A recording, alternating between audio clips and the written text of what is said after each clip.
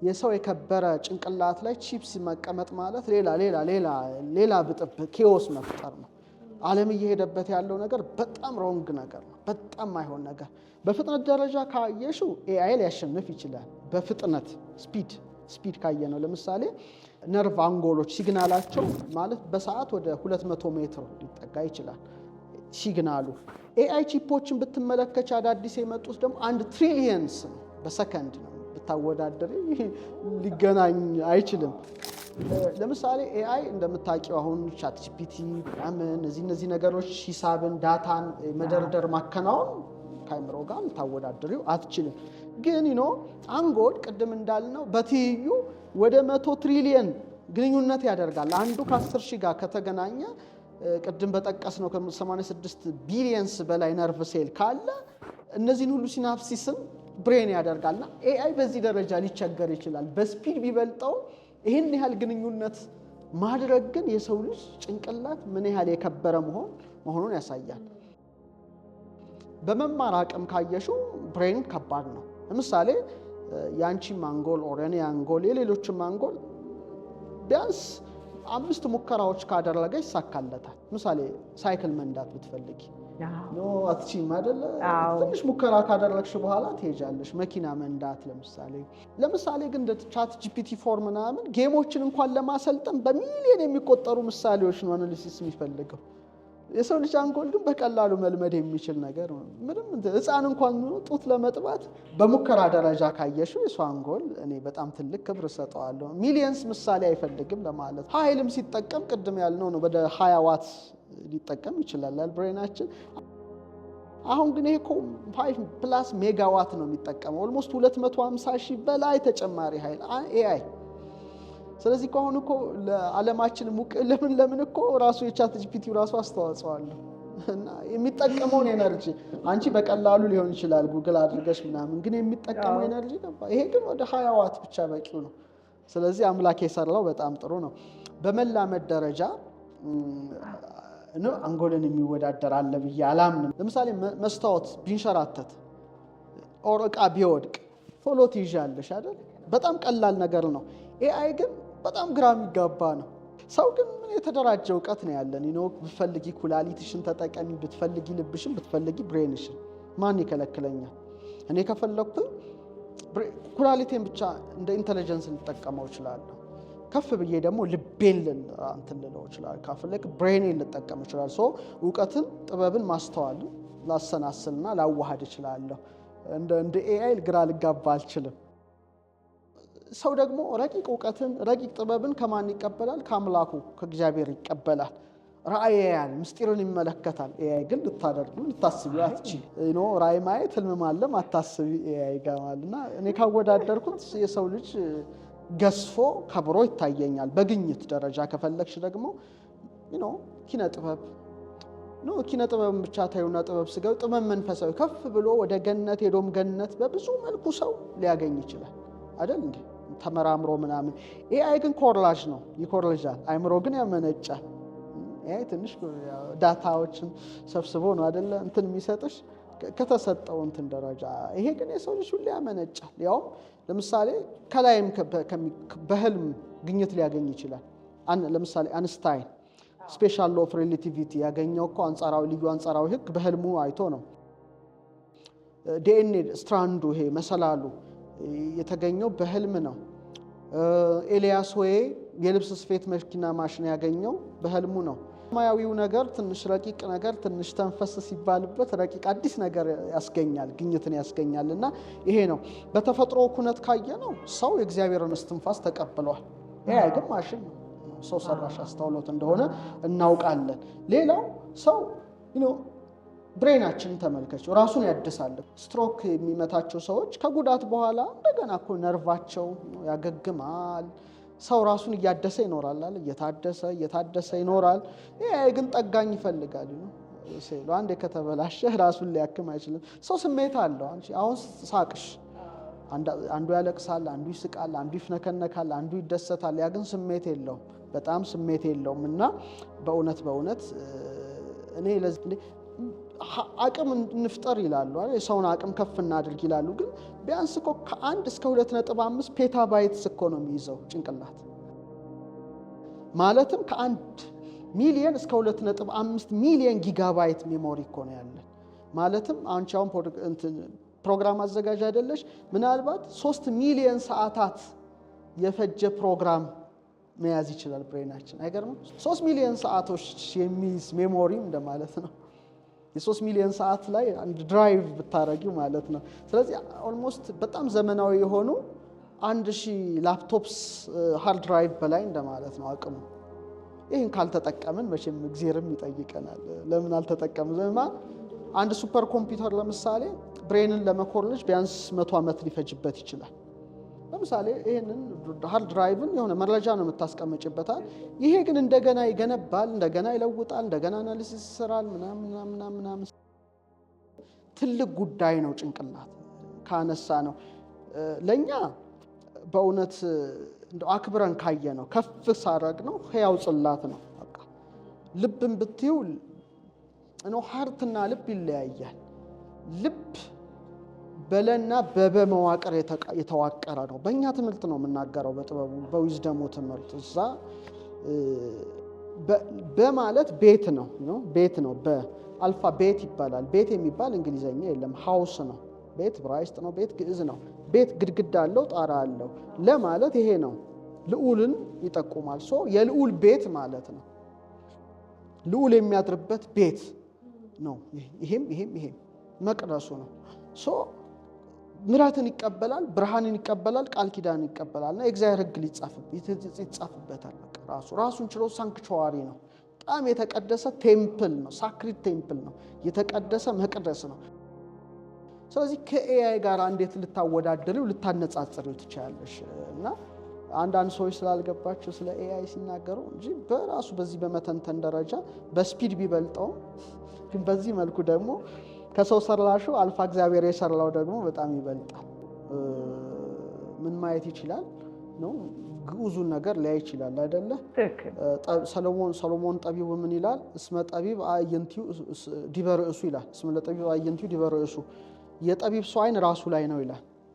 ያ ደግሞ ረቂቅ ብርሃን መቀበል ከቻለ ረቂቁን ዲሜንሽን ልኬት ማየት ይችላል። መላእክት ኤንጀልስ ነፍስ ከስጋ ስትለይ ምናምን ከሰውየው ሲወጣ ነፍሱ ምናምን መላእክት ሲወጡ ሲወርዱ ማየት ይችላል። ያ አይን ደግሞ ረቂቅ ብርሃን ነው የሚቀበለው።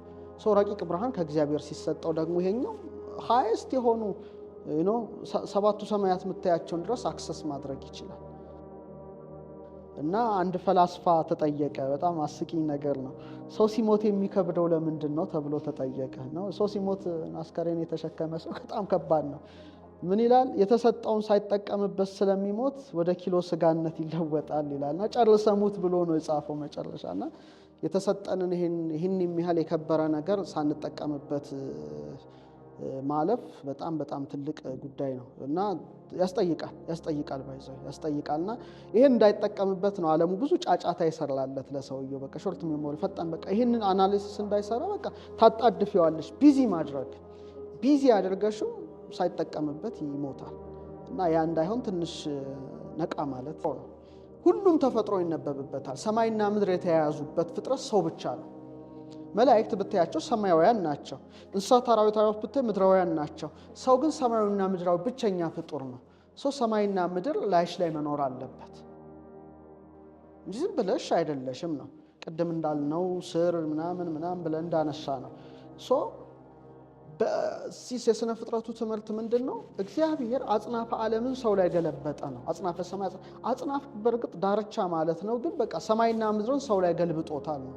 ሰው ማለት ወነው እንላለን እኛ። ስድስተኛው 6D የምንለው አለ። ስድስተኛው ልኬት ወ ፊደል ናት። ዋዌ ወ ስድስተኛ ፊደል ናት። አበገደ ሃወ ወናት። ሰው በስድስተኛው ዕለት መጥቶ ሰማይና ምድርን እንደ ወ ሆኖ ተገናኝቶበታል ነው። በአስትሮፊዚስቶች፣ በኒውሮሎጂስቶች፣ ኒውሮሰርጀኖች የተጠኑ ጥናቶች ግን በቅርቡ የተገኙት ለምሳሌ አንጎል ወደ 86 ቢሊዮን የነርቭ ሴሎች አሉት አይደለ? ኦኬ። በሚታየው ዩኒቨርስ ላይ ደግሞ ወደ 200 ቢሊዮን ጋላክሲዎች አሉ። ማነጻጸር ትችያለሽ ነው። ዩኒቨርስ ነው ሰው ማለት ነው። ይሄን ደግሞ ወደ ሰማይም ብትሄጂ ጋላክሲዎች አሉ። ተነጥለው ያሉ ጋላክሲዎች ቢሆኑም አብዛኞቹ ግን አብረው ያሉ ጋላክሲዎች ናቸው።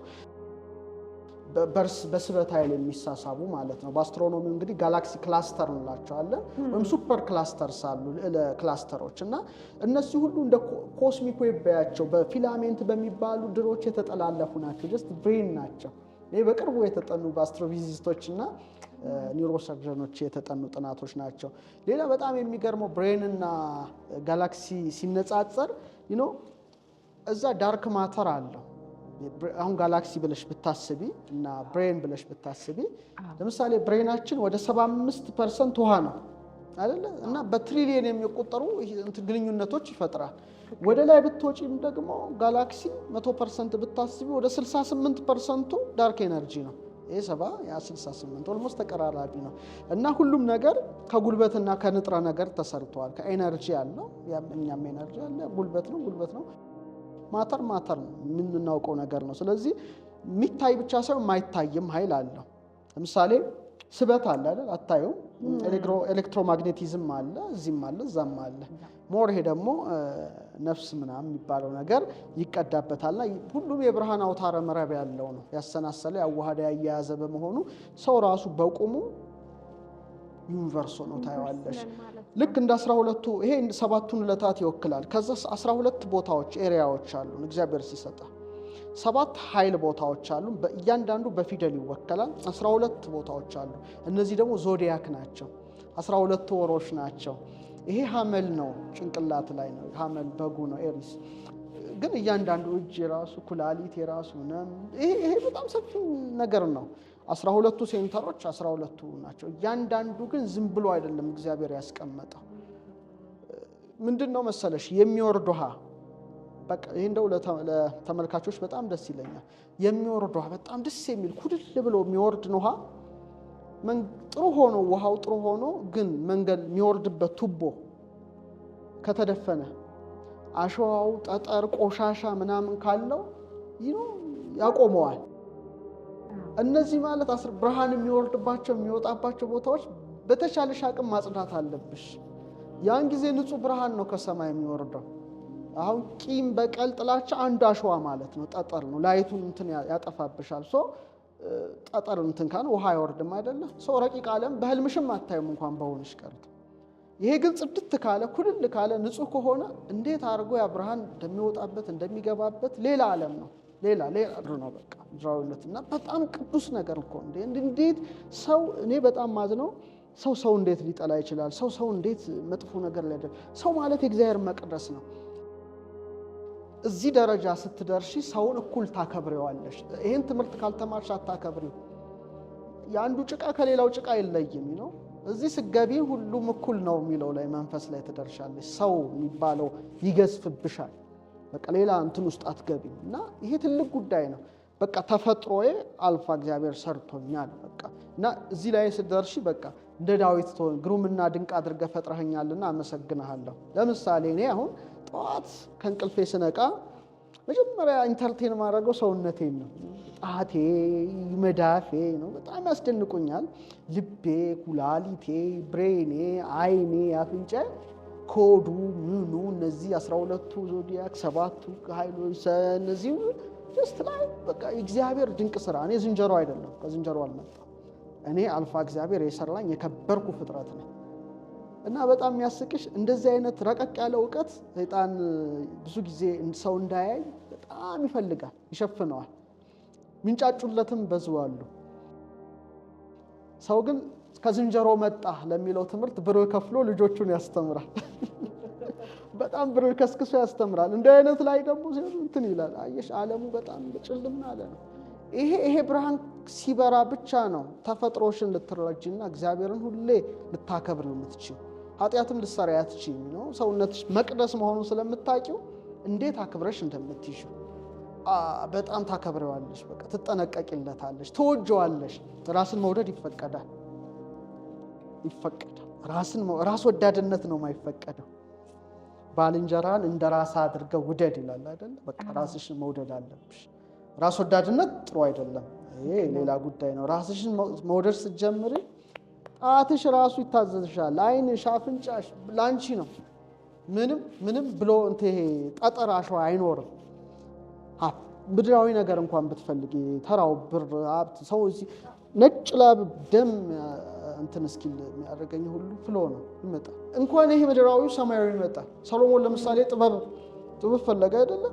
በቃ እንደውም ካንተ ሰው እንዳንተ እንደውም እንዳይሆን አድርጌ ሀብቱንም ሰጥቻለሁ ይላል በእግዚአብሔር። ተረድተሽዋል። አየሽ የሱ መቅደስ መሆንሽን ስለምታቂ ይሄ ምድራዊ ኮተቱ የምትዩ ቤት መኪና ምንትስ ብጥር ስጆቼ እንድል ይሄ ሌላ ጉዳይ ነው። መንግስቱን ጽድቁን ፈልጉ ሌላው ይጨመርላቸዋል። ይሄንን ፓተርን ስትረጂ ብቻ የሚሆን ነው። አሊያ ደም ተፍተሽ ነው ገንዘብ የምታገኘው። ልፋት ነው እና በረከት የለውም። ብሌሲንግ ሳይሆን የልፋት ጥረግረ ብላ ነው። ይሄ ግን አይደለም። ይህን ሰዎች ማወቅ ግዴታቸው ነው። ሰው ማለት ትርጉሙ የሚገባሽ እዚህ ደረጃ ላይ ስትደርሽ ነው።